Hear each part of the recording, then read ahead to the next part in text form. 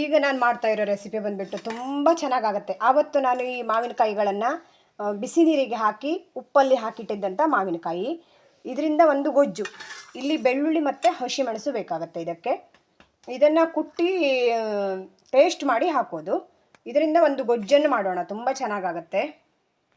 ಈಗ ಇದನ್ನು ಸ್ವಲ್ಪ ಗ್ರೈಂಡ್ ಮಾಡ್ಕೋಬೇಕು, ಯಾಕೆಂದರೆ ತರಿಯಾಗಿ ಗ್ರೈಂಡ್ ಮಾಡ್ಕೋಬೇಕು, ಇಲ್ಲಾಂದರೆ ಚೆನ್ನಾಗಾಗಲ್ಲ.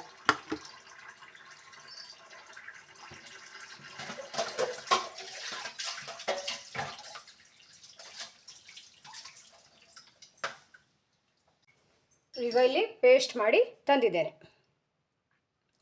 ಸ್ವಲ್ಪ ತರಿ ಮಾಡಿಕೊಂಡ್ರೆ ಸಾಕು. ಒಗ್ಗರಣೆಗೆ ಈಗ ಎಣ್ಣೆ ಹಾಕ್ತಾ ಇದ್ದೀನಿ. ಎಣ್ಣೆ ಸ್ವಲ್ಪ ಜಾಸ್ತಿ ಬೇಕಾಗುತ್ತೆ ಇದಕ್ಕೆ.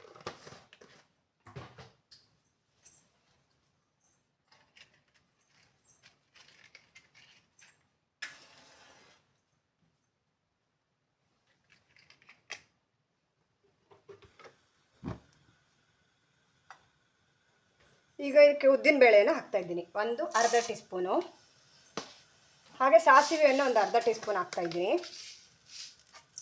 ಕೋರ್ಸುಗಾಯಿ ಗೊಜ್ಜು ಅಂದರೆ ಮಳೆಗಾಲದಲ್ಲಿ ಎಲ್ರಿಗೂ ಇಷ್ಟ ಆಗುತ್ತೆ. ಒಂದು ಉತ್ತರ ಕನ್ನಡದಲ್ಲಿ ಇದನ್ನು ಮಾಡ್ತಾರೆ, ಮಾವಿನಕಾಯಿ ಹಾಕಿಟ್ಕೊಂಡ್ರೆ ಅಷ್ಟೇ. ಅದಕ್ಕೆ ಅಂತ ಮಾವಿನಕಾಯಿ ಇರುತ್ತೆ, ಎಲ್ಲ ಕಾಯಿಗಳು ಬರೋದಿಲ್ಲ ಕೋರ್ಸುಗಾಯಿ ಹಾಕೋದಕ್ಕೆ.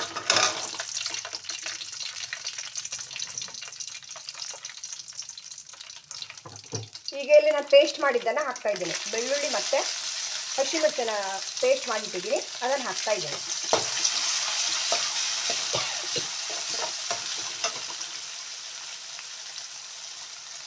ಇದು ಫ್ರೈ ಆಗಬೇಕು ಸರಿಯಾಗಿ.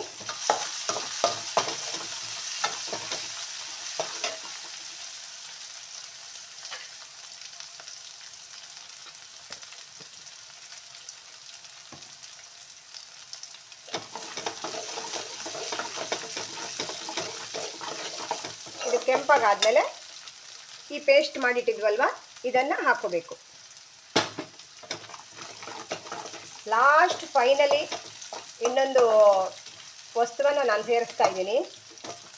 ಆಮೇಲೆ ನೀವೇ ಹೇಳ್ತೀರಾ ತುಂಬ ರುಚಿಯಾಗುತ್ತೆ ಸಿಸ್ಟರ್ ಅಂತ. ಟ್ರೈ ಮಾಡಿ ನೋಡಿ, ಕಮೆಂಟ್ ಬಾಕ್ಸಲ್ಲಿ ನನಗೆ ಹೇಳಿ, ಓಕೆನಾ, ಚೆನ್ನಾಗಿ ಬಂತಾ ಅಂತ.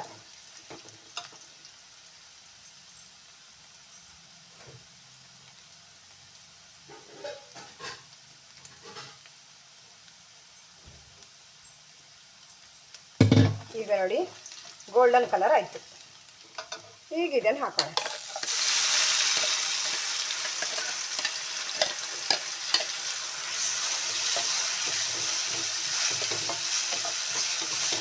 ಇದಕ್ಕೆ ಸ್ವೀಟ್ ಗೀಟ್ ಏನೋ ಹಾಕೋ ಆಗಿಲ್ಲ.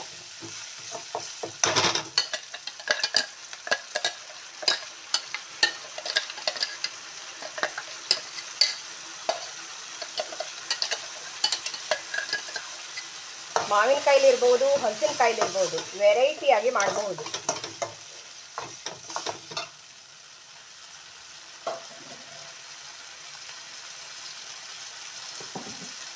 ಈಗ ಇದಕ್ಕೆ ನೀರು ಏನೂ ಹಾಕೋ ಆಗಿಲ್ಲ, ನೀರನ್ನು ಕೂಡ ಸೇರಿಸೋ ಆಗಿಲ್ಲ. ಸ್ವಲ್ಪ ಲೈಟಾಗಿ ಉಪ್ಪು ಹಾಕೋತೇನೆ, ಯಾಕೆಂದರೆ ಮಾವಿನಕಾಯಿ ಉಪ್ಪಲ್ಲೇ ಇದ್ದದ್ರಿಂದ ಸ್ವಲ್ಪ ಲೈಟಾಗಿ ಉಪ್ಪು ಬೇಕು ಇದಕ್ಕೆ.